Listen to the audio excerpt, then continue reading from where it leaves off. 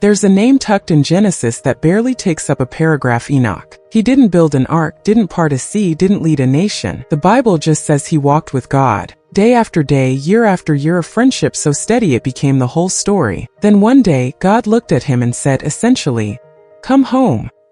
He was not, for God took him. No funeral, no body, no grave. Death simply skipped him. That's the wonder of walking close enough to the Creator that mortality loses its grip. So here's the question. What kind of walk makes heaven interrupt earth like that? But Enoch wasn't the only one who skipped the grave centuries later. Elijah knew his departure was coming. He didn't run from it.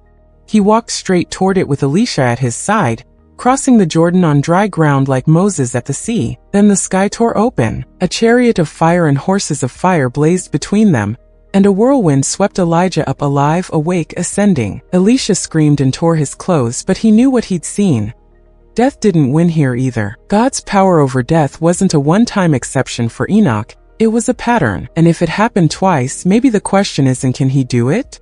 But who's next? But there's a third name that's always felt like a whisper: John, the disciple Jesus loved, who leaned against his chest at the Last Supper. He outlived every other apostle, saw them martyred one by one, and tradition says he never died, just vanished from history with a quiet promise that he'd wait until Jesus returned. If Enoch walked so close to God that death lost its grip, and Elijah was carried home in fire, then John's mystery asks us something personal. What if the power that skipped two men past the grave isn't locked in the past? What if it's still waiting for anyone who dares to lean in close enough?